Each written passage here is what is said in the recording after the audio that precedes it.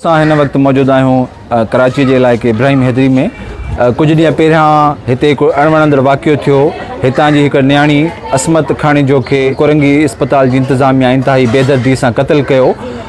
इन वाक़े खां पोइ असां ॾिठोसीं त सोशल मीडिया ते काफ़ी माण्हुनि हिन जे ख़िलाफ़ु लिखियो असां ज़रूरी सम्झोसीं त हिन फैमिली सां मिलूं न सिर्फ़ु मिली इन्हनि सां ताज़ियत कयूं, इन्हनि जे ॾुख में बराबरि जा शरीक थियूं, बल्कि इन्हनि सां मिली इन्हनि जा तासुरात मालूम कयूं। असां गॾु सलीम जोखियो दोस्त मौजूदु आहे, असमत खाणे जो न्याणी जंहिंजो क़त्ल कयो वियो, उन जी फैमिली मेंबर सां ॻाल्हि ॿोल कई आहे। उहा ॻाल्हि ॿोल जेका आहे साम्हूं हिन वीडियो में रिकॉर्ड कई आहे इन लाइ त जीअं मां तव्हां ताईं उहा ॻाल्हि ॿोल पहुचाए सघां।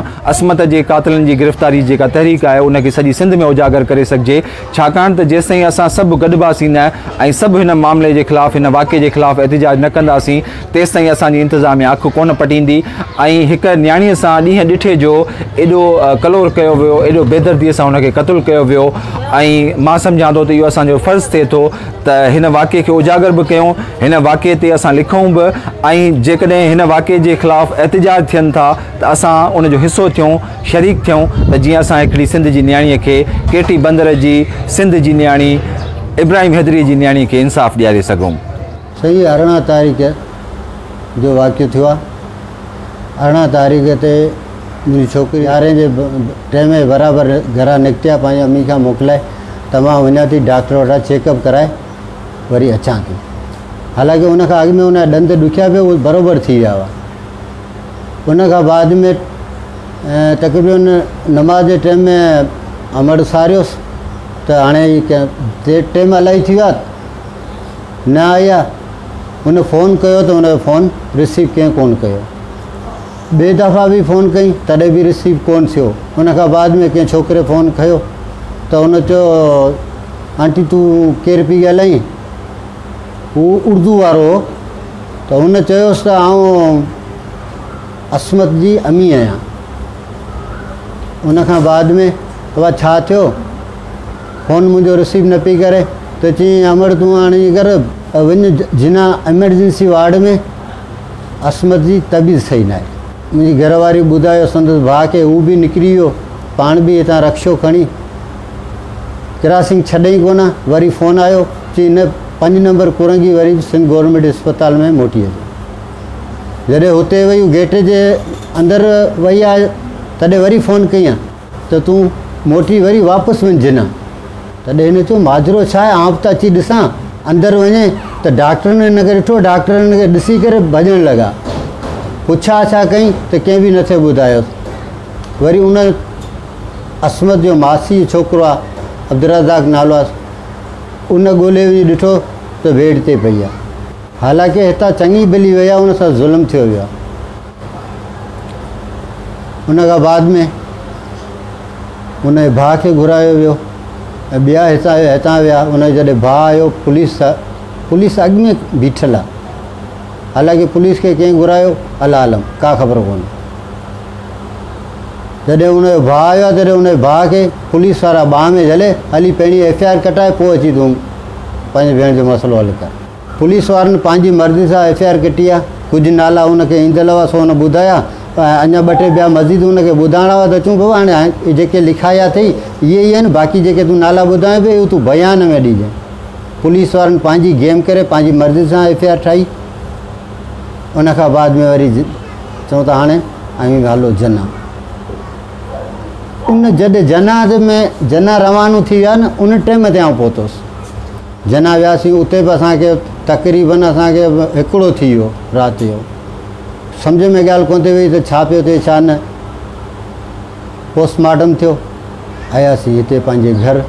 क़ातिलनि हिकिड़ो चङो भलो माण्हू वञे पियो, उनखे केनोलाऊं लॻियूं पियूं बाक़ाइदे बाह में। उनजी आख़िरी तस्वीर जेकॾहिं ॾिठी हूंदी, केनोला बि लॻियल आहिनि ऐं 2-3 सुईयुनि जा बि निशान आहिनि। जॾहिं हुनखे हिकिड़ी सुई लॻी आहे, उते हिकिड़ी नर्स चवे थी त हिनखे हिकिड़ी सुई लॻी, तॾहिं हिन चयो मूंखे चकर थो थिए त हिनखे कुर्सीअ ते विहारे छॾियो। उन कुर्सीअ ते विहारे करे पाण वरी ॿी सुई खणी आया, जेका हुनखे वरी ॿी सुई हणी छॾियो। पोइ 2 सुयूं ज़हरीलियूं हुयूं। असांजे बचे सां ज़ुल्म थियो आहे, इन ज़ालिमनि खे फांसी ॾिनी वई ऐं हू थाणे वारो असां सां कहिड़े बि क़िस्म जो इंसानी तौर सां बि उहो सही नथे ॻाल्हाइनि। वॾी जाखोड़ करे केस ट्रांसफ़र करे वरी इब्राहिम हैदरी थाणे में आयो आहे। इन ज़ालिमनि खे फांसी सरेआम ॾिनी वञे। इहे कातल आहिनि, कातल आहिनि, इन्हनि खे सरेआम फांसी ॾिनी वञे। हाँ, पंहिंजी नियाणियुनि खे हेॾी तकलीफ़ूं ॾेई करे जॾहिं पढ़ाए लिखाए उहो थी कुझु पेशेंट वग़ैरह जेको सो हिते अस्पताल ते खणी वेंदी हुई, ॾेखारींदी हुई, उन ॾींहुं जेको सो हुनखे ॿार ॿिए हंधा कढाई हुई, हिते जो थोरो इन्फेक्शन थी वियो हुअसि। उहो हफ़्ते जी त मेडिसिन वठी आई हुई, उहो खाई करे पोइ वरी जेको सो चेकअप लाइ करे वई हुई। चेकअप लाइ 11:30 या 11 बजे ईअं घरां निकिती हुई ऐं 2:30 बजे ख़बर आई आहे त तव्हांजी धीअ जी जेको सो डेथ थी चुकी आहे। असांजी नौजवान नियाणी वेचारी सां हेॾो बेदर्दी कई वई आहे ऐं उनजा कातिल जिनी जी असां तस्दीक कई आहे उहे अञा आज़ादु पिया हलनि। छो पिया आज़ादु हलनि? उन्हनि खे गिरफ़्तार कयो वञे ऐं अवामी थाणे ते हुआ। उतां असां उन्हनि खे जेको सो हिन साइड ले चेंज कराई वञसीं त डॉक्टर अयास त जेको सो हुन ते रिलीफ ते उनजी जेको सो थी वई आहे, उहो आज़ादु पियो हले। ऐं डॉक्टर शकील शुरू खां ई अञा गिरफ़्तार कोन थियो आहे ऐं सिर्फ़ु 3 ॼणा जेको गिरफ़्तार थिया हुआ, डॉक्टर अयाज़ बि थियो हुओ ऐं उनखे बेल हिकदमि से कीअं मिली। ऐं कल्ह कोर्ट ते जेको वियासीं त उन जे मौत ते का नदामत कोन हुई। उन्हनि जो वकील चए पियो त इहे शरीफ़ माण्हू आहिनि। इहे कीअं शरीफ़ माण्हू आहिनि जॾहिं उहो हिते जाइ वारदात ते मुंहिंजी भेण खे गुमराह कयूं ऐं उनखे जेको सो अहिड़े तरीक़े सां भॻाइनि। त असांजो त शक इन्हनि ते आहे न। उन्हनि खे गिरफ़्तार कयो वञे, उनखे रिमांड में वरितो वञे ऐं उन खां तफ़्तीश कई वञे। असांजे त पेटनि में खाधा बि कोन्हे, न निंड्रूं आहिनि, हर वक़्तु परेशानी, डिप्रेशन। ॿुधो न बच्चो ॿार राति जो बच्चनि खे संभालियो, ॾींहं जो बच्चा डिप्रेशन में पियो वञनि, न ॾींहं जी ख़बर थी पए न राति जी ख़बर थी पए। हीअ असां सां कहिड़ो ज़ुल्म कयो पियो वञे। सिंध में रही करे सिंध ॼाई सां अहिड़ा ज़ुल्म थियनि था ऐं असांजा हुक्मरान अञा माठिया निंड सुता पिया आहिनि। उथनि जागनि जेका ज़ालिमनि उन्हनि खे केतिरे किरदार ताईं पेचाइनि, तॾहिं वञी असीं सुकून में थींदासीं। जीअं ज़ैनब जो केस हल कयो वियो, ज़ालिम खे फांसी जे तख़्ते ते लेटायो वियो, तीअं इन्हनि खे बि जेको सो जेसि ताईं फांसी न आई आहे तेसि ताईं असीं चुप करे विहण वारा न आहियूं, न ई असीं डिॼण वारा आहियूं। असांजी त चेन फिटी वई आहे, पर इन्हनि जो बि चेन करणु कोन ॾींदासीं। असां सां इंसाफ़ कयो वञे। असांजी नियाणी वई आहे, असां जेको सो बेदर्दी मां जेको सो ईअं न निंड थी अचे न ॿियो थी अचे। असांजी जवान नियाणी वई आहे, ज़ालिमनि खे केतिरे किरदार ताईं पेचायो वञे।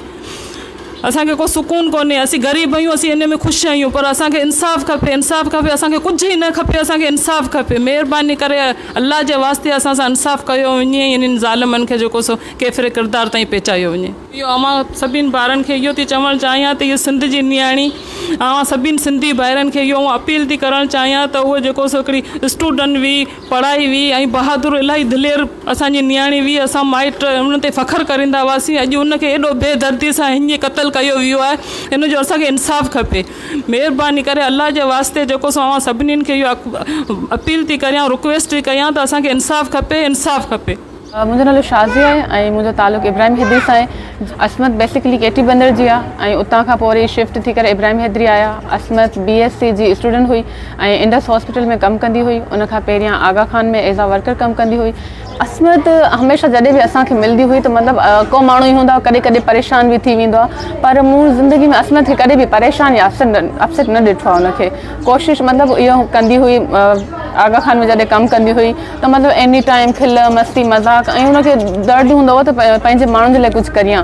ऐं हुनजो मतिलबु हुनजी स्ट्रगल हुई, छो जो असमत खे मां जॾहिं सुञाणा थी त हूअ इन कंडीशन में न हुई, माना घरेलू लेवल ते बि। पोइ हुननि पंहिंजा घर वग़ैरह ठाहिया आहिनि ऐं ओवरऑल हुननि जी स्ट्रगल रही आहे। त हिकु एॾी बहादुर नियाणी सां जेकॾहिं मतिलबु इहो वाक़ियो थिए थो त असांजो असमतूं बि महफ़ूज़ कोन्हनि ऐं असां इहो मतिलबु मुतालबो कयूं था त जेको असमत सां इहो वाक़ियो थियो आहे असांजी ॿी का नियाणी हिन जो शिकार न थिए। त इन लाइ करे हुकूमत खे जेको आहे न पंहिंजी निंड मां उथी करे असमतनि जो ख़्यालु रखणो पवंदो, उनजी हिफ़ाज़त करणी पवंदी। त इन लाइ करे असां उन वक़्त ताईं सरापा एहतजाज रहंदासीं जेसीं इहो सॼो मसइलो हल नथो थिए, जेसीं असमतनि जे कातिलनि खे जेको आहे उहा सज़ा नथी ॾिनी वञे या असमत जी फैमिली सां इंसाफ़ नथो कयो वञे। अॼु जेको आहे न पाकिस्तान फिशर वक़्फ़ फोरम ऐं समूरी इब्राहिम हैदरी जे अवाम पारां असां एहतजाज कयो हो, जंहिंमें असांजा मुतालबा इहो हुया। फ़क़ति असांजो हिकु मुतालबो आहे त असमत जा जेका कातिल आहिनि या उन जे क़तल में जेका माण्हू मुलविस आहिनि त उन्हनि खे तव्हां फाही ते चाढ़ियो ऐं जेके माण्हू हिन में 3 ॼणा गिरफ़्तार थी विया आहिनि त उन्हनि खे जेल में सभु फैसिलिटीज़ ॾिनियूं पियूं वञनि, हुननि खे पखा लॻाए ॾिना पिया वञनि, हुननि खे जेको आहे उहो खाधो पीतो उन्हनि जो घरां अचे पियो। उहे मतिलबु हिकिड़ो क़तल करे आया आहिनि या त का जंग खटी करे आया आहिनि। तव्हांजे करे लॉकअप कयो आहे उन्हनि खे ऐं कल्ह ब्रेकिंग न्यूज़ हली त हुननि जो मुखिया जेको जवाबदार आहे उहो गिरफ़्तार थी चुको आहे हालांकि उनजी बेल थी चुकी आहे अॼु सुबुह त तव्हां मतिलबु हिकिड़े उनखे रिमांड ते ॾियो हुनखे कीअं छॾे सघो था त असां मतिलबु पूरी कोशिशि कंदासीं इब्राहिम हैदरी जी आवाम तेसीं ताईं ख़ामोश न वेंदी जेसीं ताईं असांजी न्याणी सां जेको आहे इहो मतिलबु इंसाफ़ हुनखे नथो ॾिनो वञे असमत जेको आहे सिर्फ़ु हिकिड़े घर जी या बाबू खाणेजो जी न्याणी न हुई असमत जेको आहे असांजे सॼे सिंधी समाज जी न्याणी हुई ऐं असां पंहिंजी न्याणियुनि जो मतिलबु तहफ़ुज़ लाइ करे तेसीं हर अपील कंदासीं सिंधी भाउर ऐं भेनरुनि सां सिविल सोसाइटी सां ऐं स्पेशली जेको आहे वकील आहिनि मां उन्हनि सां गुज़ारिश कंदसि त असमत जो केस जेको आहे मज़बूत खां मज़बूत बनाइण में असांजो जेको आहे साथ ॾियो छो जो इहे जेकी फैमिली आहे हुननि जो कानून सां एॾो को लाॻापियल वास्तो कोन आहे त उन्हनि खे एॾी ख़बर कोन आहे असां जेको आहे इब्राहिम हैदरी हूअं माहीगीरनि जो एरिया त असां समूरी जेको आहे उन्हनि माण्हुनि खे अपील कंदासीं त असांजो साथ ॾियनि ऐं प्रेस क्लब ते जमा थी करे असमत खे इंसाफ़ ॾियारण लाइ करे असांजो साथ ॾियनि त जीअं असां असमत जे कातिलनि खे सज़ा ॾियारे सघूं हाँ असमत जी नंढी भेण हुई असमत मूंसां इलाही क्लोज़ हुई असमत खे कुझु बि कोन हुओ ख़ाली वात में दाणो निकितो हुओ हुन ख़ाली ईअं चयो हुओ त मां चेकअप कराइण थी वञा मुंहिंजी भेण सां छा थियो कुझु थियो केरु कुझु एक्शन कोन पियो करे भेण इलाही बहादुर हुई मतिलबु हिकिड़े क़िस्म जी लीडर हुई असां सॼे ख़ानदान में अहिड़ी कहिड़ी छोकिरी कोन हुई असां सॼे ख़ानदान जी लीडर हुई मुंहिंजी हिकिड़ो मुतालबो आहे तव्हां पाण हुनजी हालत ॾिसी रहिया आहियो त उहो भेण हुनजी हूंदी हुई जेको रधणु पचणु खारणु पीआरणु सभिनी जी सार संभाल वठणु ऐं पाण मानी कोन खाईंदी हुई जेसीं न असां मानी खाधी आहिनि सही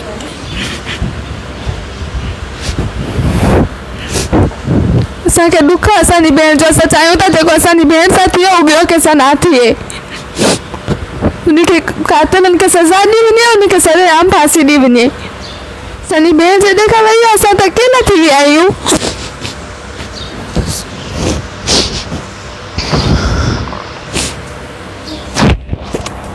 असमत जी नंढी भेण आहे असांजी भेण वञण खां पुठियां असां बिल्कुलु अकेला तन्हा महसूसु कयूं था बिल्कुलु घर जहिड़ो करे बसि माण्हू खे खाइण न करे दौड़े थो असां बसि अकेला थी विया आहियूं असांजी भेण खां वञण खां बाद